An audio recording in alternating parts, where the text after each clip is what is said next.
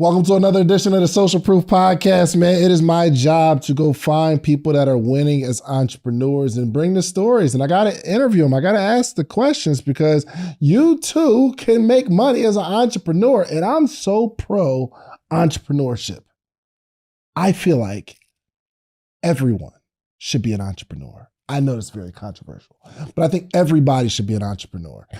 And I know what someone's thinking right now is, well, entrepreneurship ain't for everybody. It's long nights and all that. I don't care about none of that. I think you need to have a long night at some point. You need to put your brain on something and not be a robot. I don't care if you don't even make any money as an entrepreneur. I think you should figure out a way to have an idea and turn that idea into something, even if it's a hobby or you're a social entrepreneur. You know what I mean? Martin Luther King was a social entrepreneur.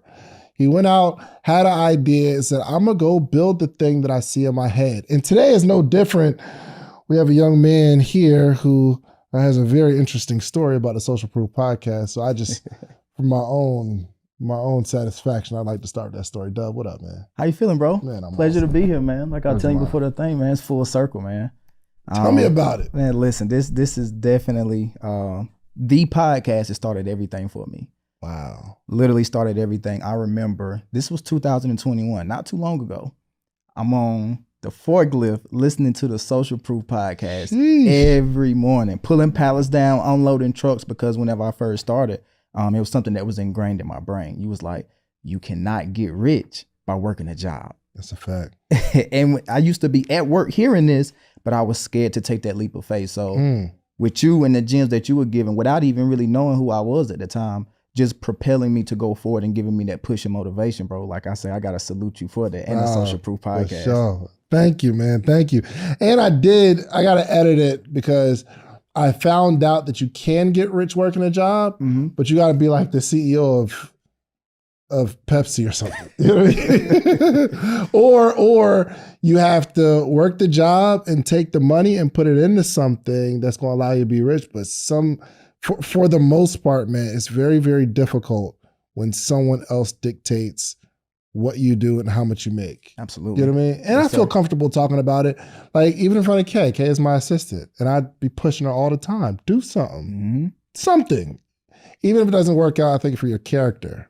Like to be able to do something and build it. I'd be super excited about that. So you was on a forklift in 2021. Yes, sir. When did you get off the forklift?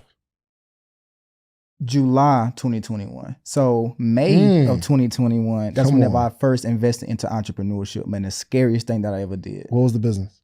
Recession proof. I've invested with markets $2,500, right? $2,500. How much was you making at the job? $573 a week. What? $573 a week. So you could imagine whenever I made that $2,500 investment, how scared I was. I had an ILO card, right? This is if anybody familiar with credit, the ILO card, and we're gonna jump into some credit later, but that card was specifically tailored towards people with low credit scores. So I had to move some funds around to be able to max it out to invest into myself. And that's whenever I said it was the scariest time of my life. I had to sit down with my wife. I was like, listen, in a couple of weeks, I'm gonna be, I get paid. I'm going to be investing into this mentorship. And she was like, mentor, $2,500? Do you know this person? You know all the scamming that's going on online and, things like that. So it was the scariest thing that I ever did in my life. And then from there, bro, like it's been up. So that was May of 2021. July 2021, I put my 2-week notice in and I just left. I just bet on myself.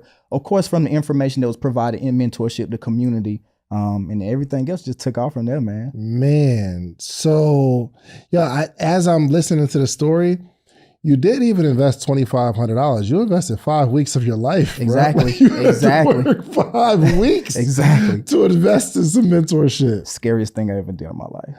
Describe the feeling of fear. Uncertainty.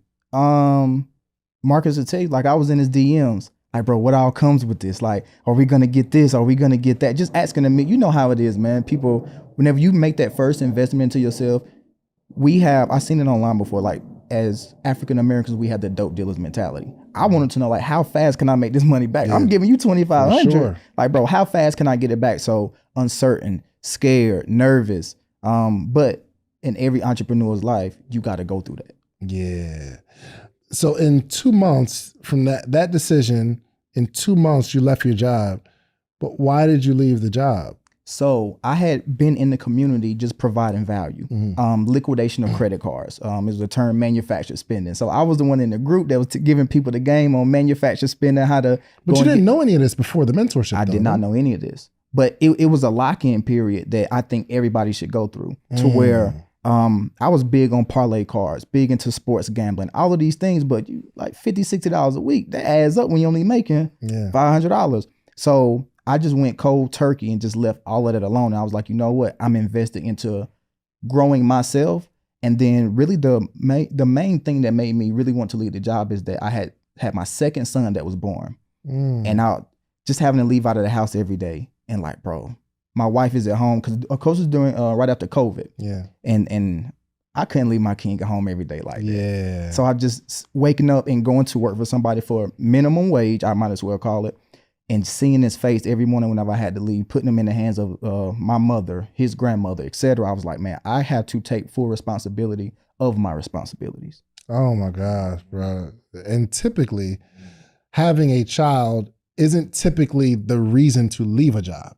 You know what I'm saying? That's the reason to like leave more in and get some more hours. But you are a different breed. Listen, everything I do is for them kings, man. Yeah. How many kids you got? Three. 6, 5, and 2. You know. 100%. You know that house ain't no 2 little ones and a 14-year-old. Come on. I love them so much, but they drive me nuts. Come on, man. You see the gray, man. It's you see it, man. Here, listen. But I love them so much. I took my daughter on so we'll have to leave the house sometimes. We'll leave with a sitter and we'll go on a date. And like, oh, mommy and daddy's going on a date. So for her birthday, we asked, what do you want for your birthday? She said, I want to go on a date with my daddy. So we went on a date. She got all dressed up. And she's like, mommy, make my makeup and all that kind of stuff. And it was just so fly. So yesterday I got home and she said, my wife was like, yo, she been crying all day. And I'm like, why are you crying? She said, because I want to go on a date with my daddy. And I was like, all right, man, let's just go. Where you want to go? She wanted to go to a little pizza spot. So we went to a little pizza spot. Fast forward. She's just so like prissy. She's 4 years old. She's so prissy. And she says, how does a lady eat pizza on a date? I said, oh. So yeah, after this, I'm going home. So yes, sir. Moral of the story, you have something to pull you to make certain decisions. And I think people don't have that yet. You know what I mean? I think, not to cut you off, but I think it's nothing comparable to being a parent. And no shade to anybody who does not have kids, but it's a different type of grind. Your why is much more strong. And everybody always talk about figure out your why. As long as your why is strong enough, you'll go for it. But I think at the top of a why is the kids, man. For sure. It's undebatable. So walk me through some of your successes as an entrepreneur. So you get people personal and business funding? For sure. So I do offer funding as a service, but my approach is a lot different than most. Okay. I teach people how to fish for themselves because, a lot of people have funding businesses. We charge commission fees anywhere from 8 to 12%, right? Explain that model real quick. So because we have direct relationships with internal bankers, we build out a Rolodex of bankers, which I'm going to give you all of the game on how to do that. Yeah. But we build out a Rolodex of bankers. And for the people who don't want to do the work, typically in entrepreneurship, people are lazy, right? So people who don't want to do the work, we get the funding for them. But of course, we charge a commission fee on top of that. So we have bankers that's inside of the bank that we have built relationships with. You got to understand how bankers get paid. This is what nobody really knows until you understand the banking sector. That's why we're here. That's exactly why we're here. Bankers get paid off of, one, how much you spend on the credit cards. That's a lot of things that people don't know. Really? And secondly, off of how many approvals that they get you. So if I have an entrepreneur or a client that comes in and they say, hey, I want to go for a business credit card with Bank of America, for example. I have a personal rep inside of Bank of America. I come to him, listen, this is my guy, David. He's doing, multi 6 figures, multi 7 figures annually. They want to prioritize you based on your revenue. Because if you're making more money, guess what? You're going to spend more money. Right. So whenever you have premier clients, similar to like a Chase, I'm pretty sure you're a Chase premier client, private client, right? You are categorized differently in the banker's eyes. So every time that you spend on that card, that banker makes 0.01%, or depending on like where they at in the totem pole. So it's a banker hierarchy as well. EVPs, which is executive vice presidents, relationship managers, etc. Based on how much you spend, the banker that got you approved for that credit card, he's making money off of that. I thought it was just customer service. Absolutely, you know what I mean? not. Like, yo, you get me approved for a card. Thank you. Yo, how's that card going for you? Like, yo, Exactly. Make sure you spend X amount of dollars in this period or whatever. You get your return, whatever. But they make money based on how much you spend. Absolutely. So they're incentivized to find people that's going to spend on that card. That's why they prioritize based on the revenue of the business. That's fire. Like, why would a banker want to hang out with me? You see what I'm saying? This is your job. Then they're going to push new products to you. You know what I'm saying? Like, I'm pretty sure you walk into the bank, you may just be going there to make a deposit or whatever the case is, right? Hey, David, how you been? We got a new product available that's not available to the general public. These are the incentives to it, et cetera, reward points. We want you to grab this new card. Dang. I didn't know the game because I try not to go to the bank often. You know what I mean? I just don't be going. You know what I mean? But this is new information to me. I make sure everybody eat, man. Because I do two things. One, I ensure that everybody eats. And secondly, I make the banks compete to lend you money. Let's get into that. Let's just go on to get into that. First off, have you gotten yourself funded? Absolutely. I'm just saying it because, right, there's a lot of people that do the funding. And I'm like, so you get some funding? Nah, but I can help you. Like, all right, well, so you've gotten yourself funded. Like, how much? I funded myself within the first 24 months of me jumping into entrepreneurship. I had funded myself $1.3 million. What? As of today, I earn about $2.2 million in funding. You've gotten access to $2.2 million in funding. Access to over $2 million in funding. You have access. Absolutely. So if you need to invest in some equipment or something like that, it's $400,000. You can go do it right now. Listen, Dion, talk to him, man. Absolutely. Absolutely, without a doubt. Okay, so as an entrepreneur, what are some of the things that we need to be investing in? Because I want to paint the picture of the need for this first. For sure. And then I want to get into the how-tos. But what's the kind of stuff that you need to get funded? So I do Section 8 real estate, coaching, personal development, et cetera. But my outside of coaching, personal development, et cetera, Section 8 or real estate is going to be my second most profitable thing. And you use the funding.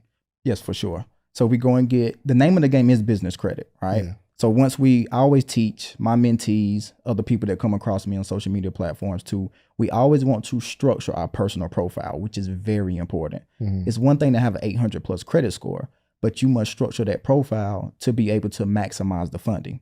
So once you get to, let's just say 100,000 on the personal side, that's when we graduate to the business side. Business credit is known for the 0% APR phase, right? 6 months, 12 months, upwards of 18 months with Eline Financial.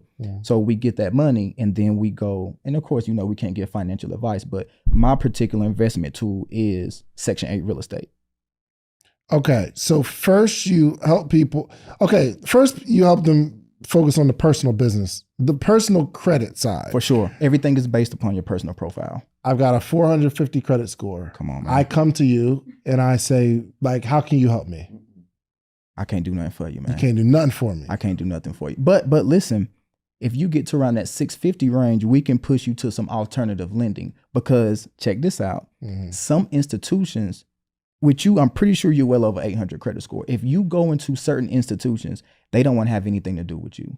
So there's a such thing called low FICO institutions, the upgrades, the upstarts, the Covos, banks like that. And you got to understand their business model, right? Their business model is based upon low FICO consumers. Why? Because they're basing off of profitability. Right. You're either credit worthy or you're profitable. And that's how the banks are going to see you. Got it. No, charge you 1,000,000,000,000% Exactly. interest, right? You're going to be paying 30, 40%. But if you got a proven business model, I'm going to say go for it. If you at if it's a 450 credit score, 500 credit score, and you have institutions going to give you some money to invest into yourself, you got to go through that. You got to go through those hard times. Go for it. You have to. Here's the only challenge though. If someone has a 500 credit score, they're probably irresponsible with finances. For sure. And if you give them some more finances, they do even dirtier things. And they just become worse off financially. You feel me? So what's the advice that you have for that person? It's the mindset. And that's one thing that really we can't teach people, because everybody's relationship with money is different. For sure. So like, I'm going to speak on my family, for example. I'm just going to be all the way transparent. Like whenever I first stumbled upon this information, mentorship, credit, right? Because we hear it all the time. We Black, we supposed to have bad credit. Like I heard that all my life. I ain't gonna lie to you. Isn't that crazy? That's a joke. That's a running joke for decades. Yes. For the community and we laugh about it. For sure. Dang. So I give my, that's sad. It's very sad. How did that become the joke? Like, if you Black, you have bad credit. Yeah. So my family, I got them, fixed their credit up, 650, 700s, right? $2,500, $3,500 Capital One card. They never had a credit card with this amount on it. Guess what? Went crazy. They went crazy and maxed it out. What year was it? 2021, 2022. Okay. As soon as I got access to information. If it was 2001, they bought rims. 2021. But I'm saying if it was like 2001, 2020. Oh yeah. That's where the Black wealth went. Come on. The rims. What was the buy here, pay here, right? Come on, bro. With a $200 car. Come on, man. The Crown Vic with that 6-inch list kit. Come on, man. Let's get it. Come on. So what did they do with the money? They went on a shopping spree. They didn't invest into themselves. But guess what? The thing that I took full responsibility for was telling them that they had not telling them that they had to pay the money back. It's something that you think that everybody knows, but I think they just thought it was free money. I'm like, that's not how that works. There's a lot of things you can do with $500. I mean, you can have a night out with your significant other. You could buy some really expensive shoes. Well, really nice shoes are about double $500. You could buy a course where you can learn something for $500. But I have something better for you to do with the $500. I want to meet with you every single morning for the rest of your life. Well, maybe not the rest of your life, but every morning, Monday through Friday, for the rest of the year. I have information and game that have allowed me to build a successful business, a successful community, and a successful life all the way around. But I want to share that with you. But the only way we can accomplish this is not me selling you a course, not me giving you a one-on-one consultation, because even with that, you'll get the information, but you'll need more. I want to meet with you every single morning.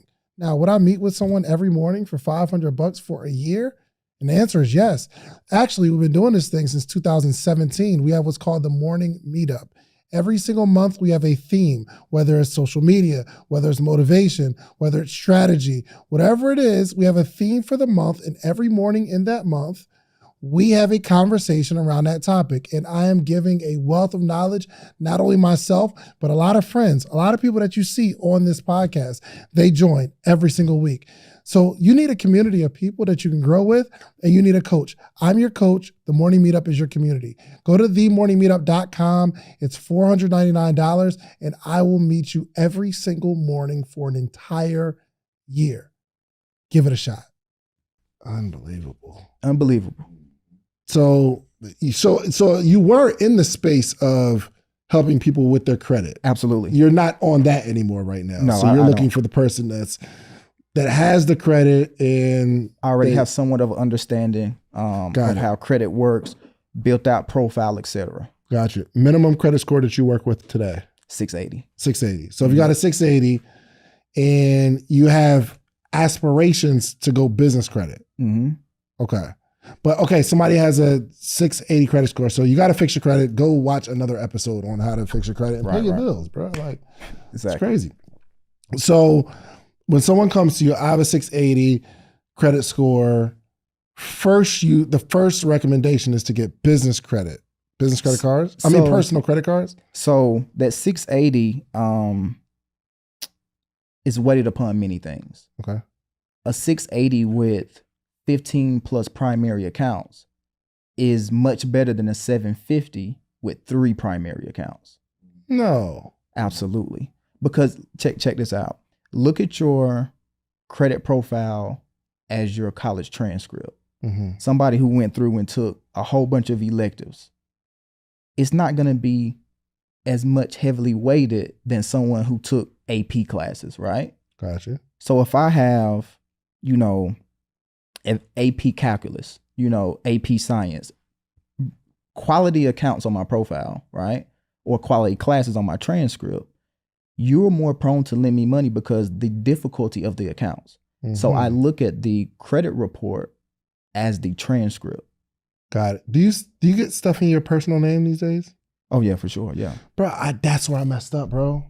So when this information first started to come out on a larger scale, where we start getting these interviews about credit and all that kind of stuff, people's like, yo, I do business credit. So I started getting all this stuff in my business name. I got a bunch of business credit cards, mm-hmm. cars in my business name, all that kind of stuff. And I struggled really, really bad to get over 750. Mm-hmm. And I was like, I don't understand why, bro. Like my bills are on time and all that stuff. But I didn't realize until right now, because when you said I'm over 800, I'm not, first off, for a couple reasons. And I need your help because I got a collections for like $20 from like a doctor's appointment or something like that. And I'm like, it's $20. Like, come on. Right. But it was like from years ago. Anyway. Yeah. So this is new information for me. So even if I'm going business credit, I still need to get some stuff in my personal name. For sure, because whenever you go for a business credit card, 90% of the lending is going to be based off a personal guarantor, which mm-hmm. you have to use your social security number. They're going to pull your personal credit before they issue you business credit. Got it. So that's why that personal profile is so important. But I did follow that model of personal first, and then I went to business, but I think I went too heavy on business and just stopped getting stuff in my name because I maybe heard some Instagram guru with maybe 1,000 followers that said, don't put nothing in your name, just all business. Nah, okay, man. So we got to continue to balance them both. For sure. I still go and get personal credit cards in my name because you got to think like, if you can go to an institution and they're going to give you, let's just say a $20,000, $30,000 credit card, I don't recommend using your personal credit and maxing it out, et cetera, mm-hmm. but you need to show some usage sometime to show the bureaus and show these institutions that you need access to more capital. Got it. What happens with most of the people is that they build out their personal profile. Once they graduate to the business, they never use their personal profile or their personal credit card. Yeah. And if you go pull your tri-merge report, you go pull your credit report, you'll see they have a section on there with a recent high balance. Mm-hmm. If you have a $30,000, $40,000 credit card and then you don't have any recent high balance over the past 6 months, you're not showing that you need access to more capital. So going out, right? And this is where this is good. Bro. Yeah. So this is where you have to go and be responsible, of course. I know that you are, but most people that listen to this don't just go and spend the money and not be able to pay it back, but go and put some usage on it. Because if you're not using it, it's called like a credit limit decrease. So they'll decrease your limits if you're not using it in 6-month time span. So I went out and I have about 40 something credit cards right now. I wouldn't recommend anybody to do that, by the way. But based on the credit cards that I do got, we're going to get into different FICO versions, but my FICO 8 is very strong. It's nothing for me to be able to walk into an institution and get any credit card with the maximum exposure. FICO 8? FICO 8. I thought we just have a FICO score. Come on, man. So you got different versions of your FICO score, right? You knew that too? I mean, of course you knew that. You got different versions of your FICO score, right? And it's actually 16 different ones. Whenever you go okay, how many FICOs you got? She's like, what? I don't know either. Okay, we're in the same boat. Okay, go for it. Golly. So you have 16 different versions of a FICO score. And depending on what product that you're going for, that's going to dictate what FICO that they pull. If you're going for credit cards, particularly what everybody likes, they're going to go typically for a FICO bank card score 8, a FICO bank card score 2, a FICO bank card score 3. Most people, whenever they're looking at FICO version, they say my experience score is this. Well, if you go for a mortgage, they're not pulling your FICO bank card score 8. That's specifically tailored towards bank cards. If you're going for a mortgage, they're probably going to pull your FICO 5. They're probably going to pull your FICO 2. If you're going for an auto loan, you have a FICO auto score 8, a FICO auto score 2. So it's different versions. And what you said about the collection with the like a healthcare, it's like a doctor's zone. That's a FICO 9, right? That's based off a FICO 9 score. Banks are typically not lending off of a FICO 9. So you're probably not getting denials. If you were to go for a credit card, yeah, I don't get denied. Exactly. Yeah. Because, I mean, yes, the overall FICO may be like a 750, but they're looking at and they're not lending off of the FICO 9 score. And that's typically where the medical collections are going to be placed upon. I'm sorry, FICO 9. Your usage of your bank card affects one of your scores? Absolutely. So your FICO 8. I don't never use that joint. You see what I'm, yeah. You use your bank card? Yeah, for sure. I'm talking about your regular debit card. No. No, that doesn't have anything to do with. You're talking about bank credit card. Yes, bank credit card. I got you. Okay. Yes, okay, I'm doing something right. Okay. Yeah. I don't even have a debit card. Like I just don't use, I don't know where it's at. Yeah, same with me. Okay, I got you. Okay. So it's important to get a bank credit card. You need to have a mixture because remember I don't have a bank credit card. You don't have a bank credit? So I'm pretty sure you have a Bank of America, a Chase. I got 1,000 American Expresses. I got too many Expresses. How many you got? It look cool. I don't want to say because you got more than me. Well, okay, I got. I have a personal Delta. I have a personal Marriott, and I have, I think, a personal Hilton. Okay, and then I have the business platinum, business gold, Delta Reserve. Okay. And I think a business Bonvoy. That's a good lineup. Great lineup. But I don't have any bank because I'm like, oh, my Amex is good. I didn't think I needed to get a bank credit card. So with that, you want to build out with multiple institutions, right? And I got some game for you. You've given me a lot of game already. Let's get it. And here's the thing. Some people think when I'm asking questions that I know the answer. And I'm just telling y'all right now, this is new information for me, okay? I don't never front or cap. I just didn't know this stuff. This is crazy. Yep. So you want to build out with multiple institutions due to underwriting.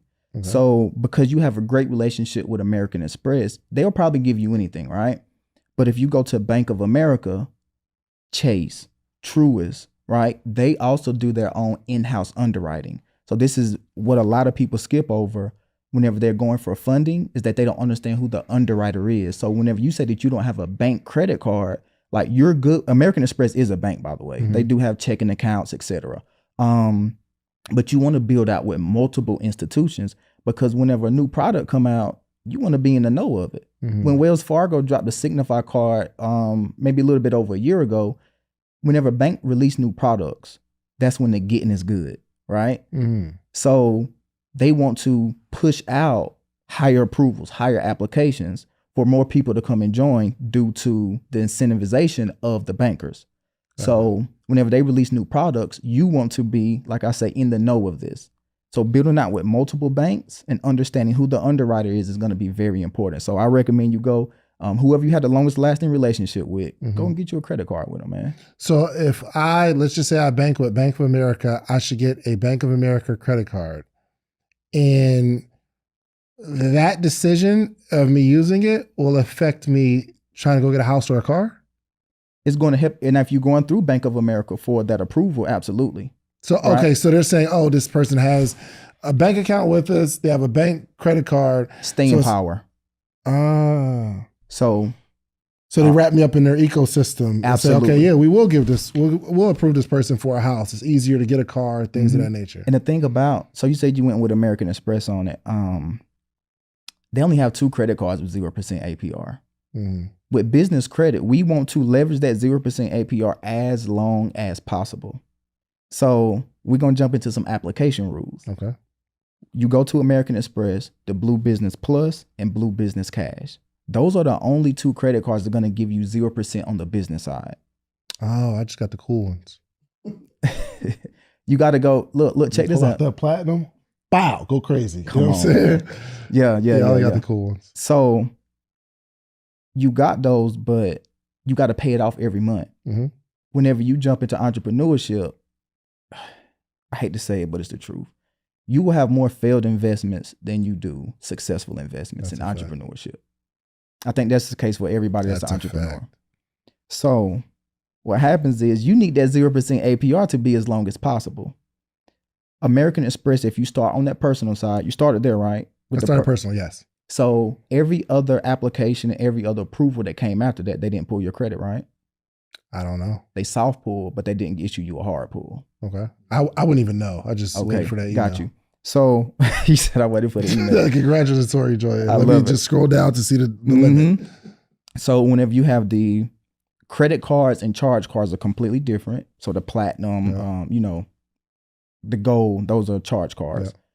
The Delta that you have, the Marriott that you have, that didn't come with a 0% APR. So every time that you used it, each month it had to be paid off in full. Otherwise, you were going to pay interest. Yeah. But if you go for that Blue Business Plus or the Blue Business Cash, what you can do is what they call a credit reallocation. So you can take the limit from your Marriott card and or your Hilton card, move it over to that Blue Business Plus, and then you just combine the limits and the 0% APR. Oh. This is so whenever you go for Bank of America, and they have 3 different credit cards, guess what I do? I'll go and grab one credit card, 0% interest for 12 months, leverage it, pay it off. I go for another one, right? But then I'll transfer the limit from the old card that's not 0% APR and now move it over to the new one. And I just open up another credit card with 0% APR and combine the limit. I see, which makes sense why you have 40, because you're always moving money to free money. Absolutely. I mean, not free, interest-free money. Absolutely. And that's how you do it with multiple banks. So application rules, Bank of America may have 4 credit cards, right? 0% APR. American Express only has 2. Wells Fargo has 2. Chase has 2. So that's why I say whenever you go to the different institutions, credit unions and or banks, this is why you need to build out with multiple versus just staying with one. I see. Okay. I'm actually going to do it today. I love it. Like really, I'm just going to take some action because I want to build out my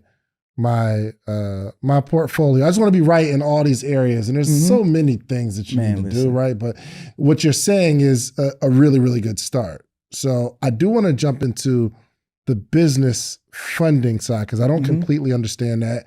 And I'm a type of person that I'll just, like, I don't pay interest on my credit cards because I just pay them off, right? I'm not a fan of debt.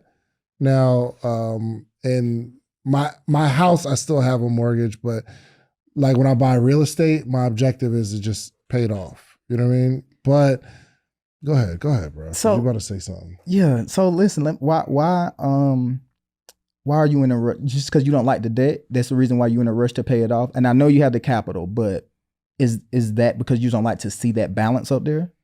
Part of it is I don't want to pay interest if I don't have to, right? If the money's gonna sit there and I just don't want to have to, right? But the other part is, I mean, I just like to keep my overhead as low as possible. Makes sense. So you may be a premier client, but if the banks don't make any money off of you, they put you in a different pool.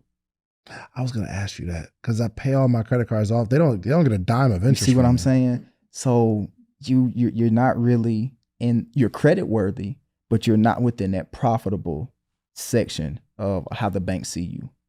So I always tell people this, like, of course we want to leverage the 0% APR, continue to use it, leverage and grow our business. But sometimes you got to let the banks make some money off of you. Because if they make, let's just say you get a $50,000 loan. I literally just took out a $50,000 loan with Navy Federal. I had no use for it. I have over 800, almost $1 million on the business side, right? I didn't need that loan, but guess what? Because my FICO 5 was low, I had to go and get a product to build that up.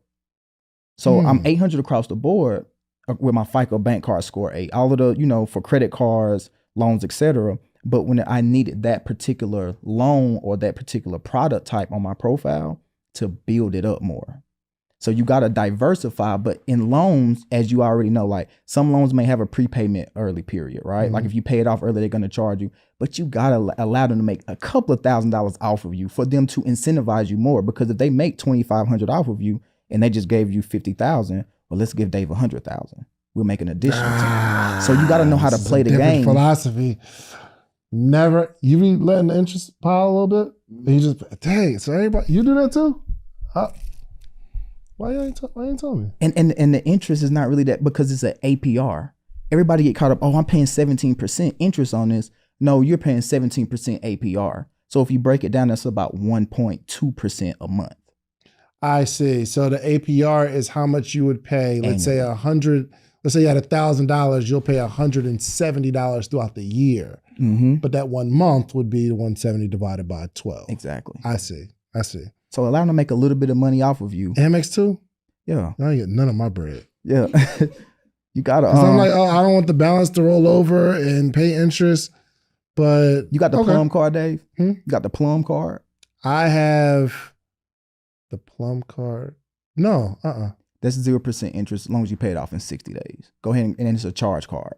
I'm thinking the reserve was purple at one point, so I was thinking it's that. That's not the reserve, right? Nah. Okay. It's the burgundy card's Plum, and then it's a charge card, and then you can extend that payment because the gold, the platinum, you got to pay them off every 30 Hold on, days. but they do make money from me from that yearly thing. I think my platinum is like $550 a year. But that's worth it though. It is, because you getting a Saks credit, you getting the travel perks, you getting all Saks credit. Come on, do it. Come on.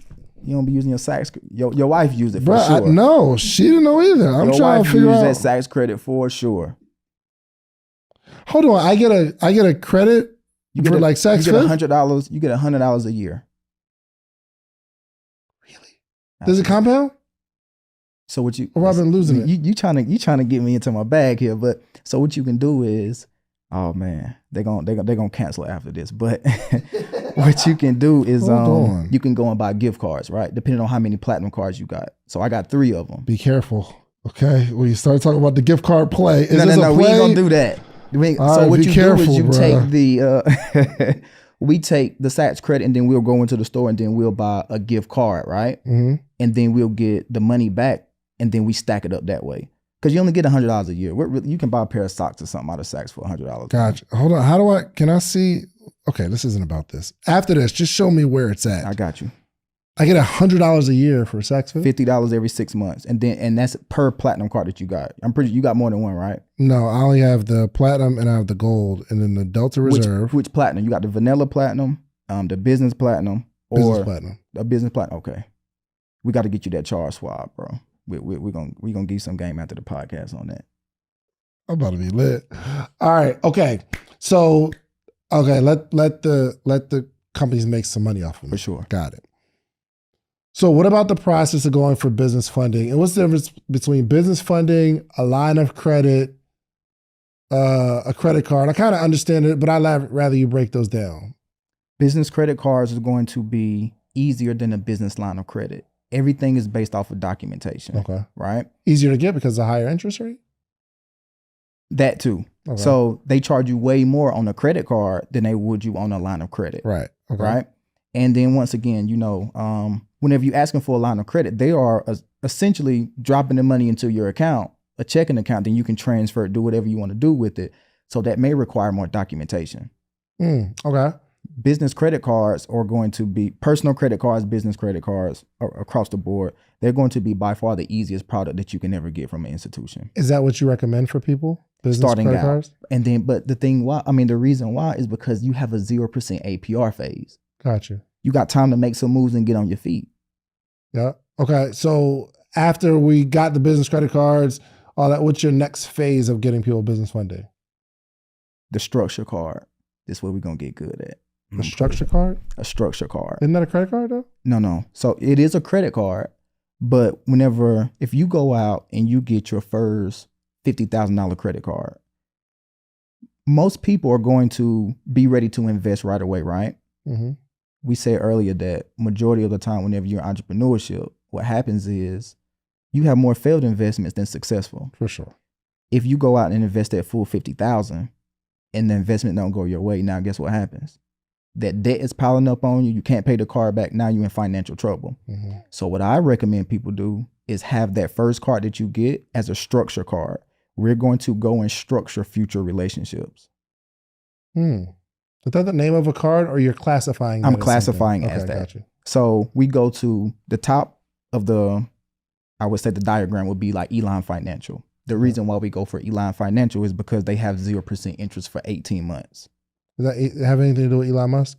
Nah. Okay. No, you never know. And it might. You just don't know. Yeah, that's true. That's true.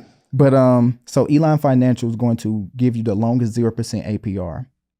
Banks, you want to build a deposit relationship with banks, credit unions, etc., in 90-day cycles. Okay. Because they build out quarterly, right? Yeah. So if I was to go and get 30,000 from Elan Financial Platinum card, what I'm going to do, instead of investing right away, I'm going to structure future rounds. So I'm going to liquidate, right? Even if you got to pay 3-4%, I'll send you something, you give me the bread back. I'll eat the 3 or 4%. Yeah. But I'm going to go and make deposits based on my strongest bureau. So if it's Experian, I'll go and set up a relationship with PNC, right? Go and open up a business checking account, and guess what I'm going to do? I'm just going to start making deposits. It looks as if my business is profitable, even if my business is not bringing in any revenue, but the money is coming from that credit card. Got it. I'm going to go to American Express. I'm going to open up a business checking account with them, and then I'm going to start funneling money into them over a 90-day cycle. You don't want to drop $10,000 in there at one time. That's the IRS 8300 form. I'm pretty sure, anytime you're going to put money it take too much time for that. Yeah. So what we do is we build out deposits to make it look as if our business is profitable. But we're just moving money from that Elan Financial card to these other institutions. After 90 days, guess what? That one relationship has now built out 3 more banking relationships. I got it. So they're seeing it. I mean, it's totally legal. It's just showing that there's deposits, some motion going in there. For sure. With a checking account. Yeah. They're not going to. And then the thing with PNC, Bank of America, American Express, whenever you're applying for a credit card, they're basing off of that relationship. Of course, your FICO has to be up. Your FICO 8 has to be high. But if they ask you for bank statements, they got the bank statements already. 90 days. That's good. That's good. So is your primary focus helping people get business credit cards? Primarily, yes. Got it. That is why I always recommend people, after the personal profile is structured, that's why I always instruct people to go. So how are you leveraging the credit cards or how are you leveraging your business funding for real estate? We liquidate, and then we, 20% for the investment properties. And then, so I'm big on Section 8 in Atlanta, right? So you got to know it's a chart. You familiar with Section 8 in Atlanta? Yeah. No? Okay. I mean, I'm familiar with Section 8, not specifically how it works here. It's a chart that you look at, and based on the zip code, it may be like N1 through N11. That's based on the payout. So you find you some diamonds in the rough, right? You don't want to go too cheap. Me, because I have the credit, my approach is a lot different. I don't mind going to grab a property for $275,000, put 50, 60 grand down on it for the down payment. But I'm getting quality property, right? So it's nothing to, you literally have people, one, it's not enough vouchers. I mean, it's too many vouchers for the influx of properties that's in Atlanta for Section 8, because you're only within a certain area. And they're going to be fighting over it.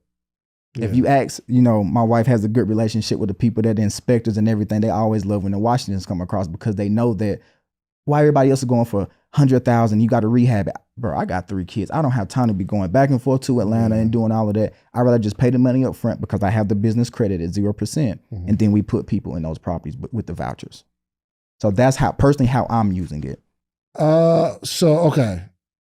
What's the most you've taken out of you liquidate a card, but I'd imagine you do it from a card that you got like a 0% interest, or do you just take any card necessarily? So with the, of course it's 0% interest, but then you can do a balance transfer. Okay. Sometimes people don't have time to, it's other creative ways, manufacturer spending, etc. Some people don't have time to be running around to stores, right?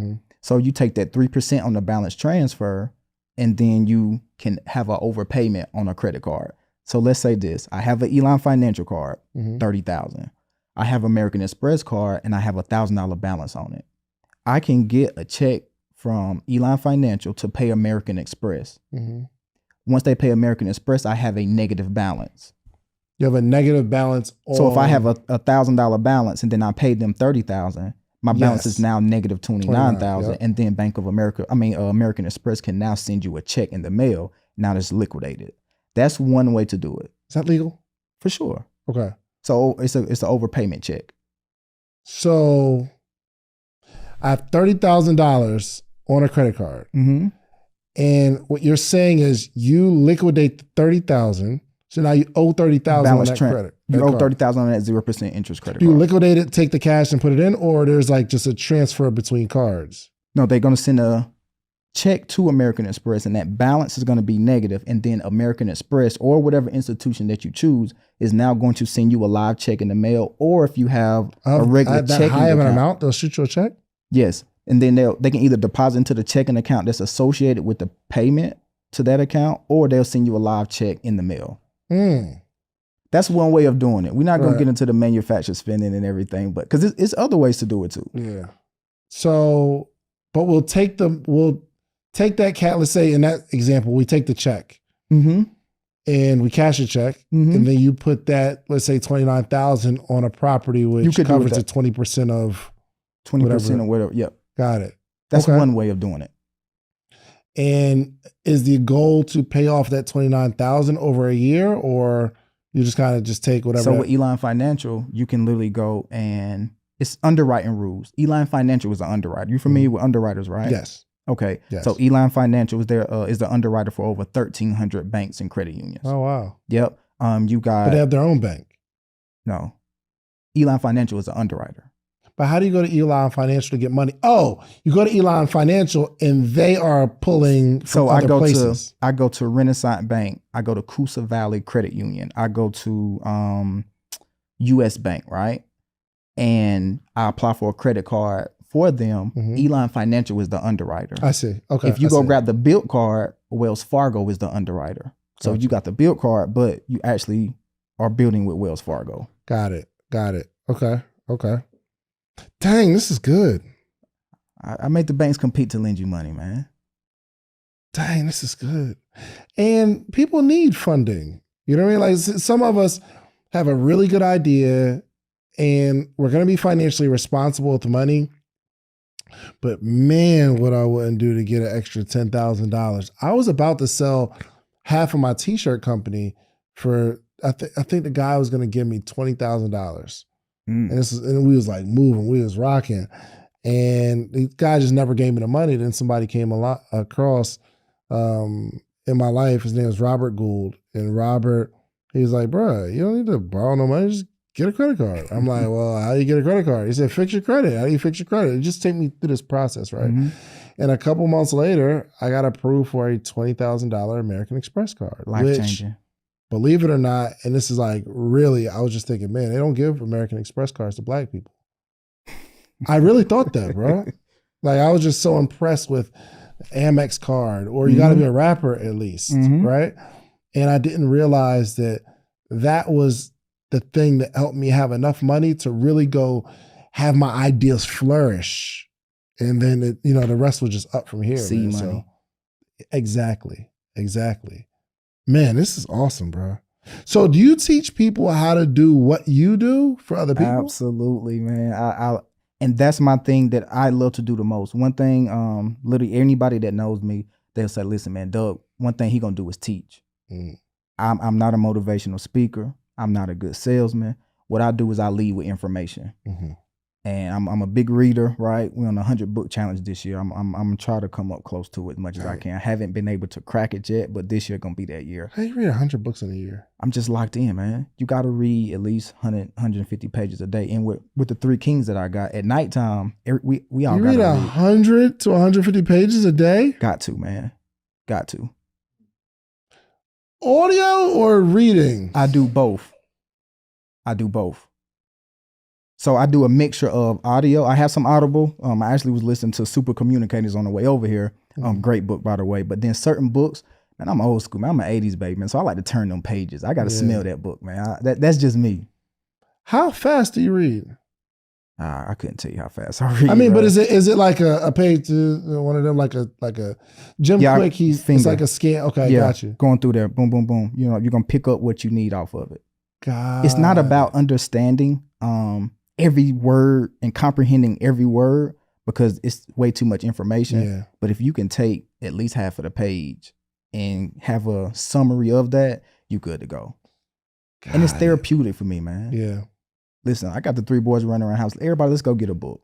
We're gonna sit down. That's quiet time in the house for me, man. Man. And you are actually raising them truly to be kings. Absolutely. Instead of let's all just get our tablet or iPad. You know what I mean? Yeah, for sure. Teach them to think. We gotta operate differently. You can get what the 99% get, or you can get what the 1% get. That's how I'm raising them. Man, I love this conversation, bro. What's the ideal person that should reach out to you and say, Dub, I need some help? You already have an understanding of credit. So your personal credit is already fixed. You have, let's just say, 75,000 to 100,000 in personal credit, and you're ready to go and scale to the next level because you're like, Dub, I'm tired of getting $10,000, $15,000 credit cards, and I want to learn how to start a funding business and teach people, because that's literally what I do. I teach you how to teach because I'm leading you with the information, and there's no lack of information with me. Like I say, I'm reading new books in different categories, how to communicate, how to do different things. Because man, if you look back, when I first started, Herman was one of the first people who put me up on his platform, and I was a nervous wreck, man. Shout out to my brother Haitian CEO. Shout out to Herman. Yeah, man, he put me on his platform, and I back was sweating, like I literally couldn't even get a word out without saying all of that. So the person that comes to me literally should have an in-depth understanding of credit, and you're ready to teach the people. Because we have a lack of that in the Black community with teaching people. Yeah. Incredible, man. My opinion. I think you're doing an amazing job for the world. So one, thank you for coming by, bro. It's been almost an hour. I didn't even feel like an hour. No, it didn't, man. Did it feel that long? Like, man, yo, we just got started, man. Yo, did we forget anything? Anything we didn't touch on? We touched on a lot. It's a lot. I'm gonna leave you with this right here. So I want to teach people how to audit the banks, and I'm gonna run through them. If you have any questions, you can kind of stop me. First off, we need to understand what bureau that they use: TransUnion, Experian, and Equifax. Secondly, what FICO score? Because remember, I told you whether you're going for a bank card, you're going for an auto loan, or you're going for a mortgage, they're going to pull a different version of your FICO score. Know how to build out each one of those. Installments and revolving. Installments are going to be more tailored towards like mortgages, auto loans. You want to build that FICO score up to be able to maximize the funding. Of course, with FICO 8, FICO bank card score 3, et cetera, you got to have multiple credit cards, revolving accounts, et cetera. Now, from there, what I want everybody to understand is whenever you get these business credit cards, there's 0%. But you got to understand what information they're going to report to the bureaus, because you can be a personal guarantor, but if Chase is telling the rest of the business credit bureaus, Small Business Financial Exchange, the Small Business Scoring System, Equifax, Experian and Telescore, Equifax Small Business Failure Score, all of this information is being reported to them, so you can have an 800 plus FICO. But if they're reporting these high balances to the business credit bureaus, they're going to limit the amount of funding that you get. So in the community, we're we're accustomed to getting these business credit cards, maxing them out, et cetera, and then thinking that nobody can't see it. But whenever they go and pull out business credit, our personal profile is clean, but our business credit is maxed out. And I teach these things every other Wednesday on my free webinars. Oh, love it. Love it. All right. So what's the website? How can we tap in? Reinventedconsulting.com, or you can text webinar to 864-721-8750. And every other Wednesday, I'm dropping the game. There we have it, man. Thank you. I appreciate you, Dave. It's full circle for me, man. Oh yeah, dang, he was on a forklift, bro. On a forklift. Do you remember them days, bro? Like being ambitious, wanting something so bad. I don't know if you remember Trey, right? He worked whenever you worked at the kiosk inside of the mall. Yes. Trey Snorton. Big Trey, right? Yeah. So he used to come in with the Sleepers for Sucker shirt all the time. I'm like, bro, like, where you get these from? He's like, bro, my dog Dave. And then your blow up was just like crazy. So Trey used to be talking about you all the time, and we used to be in there working in that warehouse. And like I say, bro, it's full circle, man. I appreciate you for being an inspiration to me before you even knew who I was, bro. Man, well, listen, man, you paid me back today. You gave me the information, gave me the game. Listen, do me a favor, man. Let everybody know how they can get in touch with you one more time, and then just leave us with a word of wisdom. At Dub Washington, DUB Washington on all social media platforms, reinventedconsulting.com, and you can text EAT, because I ensure that everybody eats. You can text EAT to 864-721-8750. And my last words of encouragement would be to find your why. Mm-hmm. As long as your why is strong enough, you can get up every day and just propel and be prosperous. That's a fact. And everybody eats. Appreciate you, my brother. Thank you for coming. Y'all, check this brother out, man. Go follow him. If you enjoyed this episode, go send him a DM. Just send him a quick DM. Yo, that joint was fire. I appreciate that.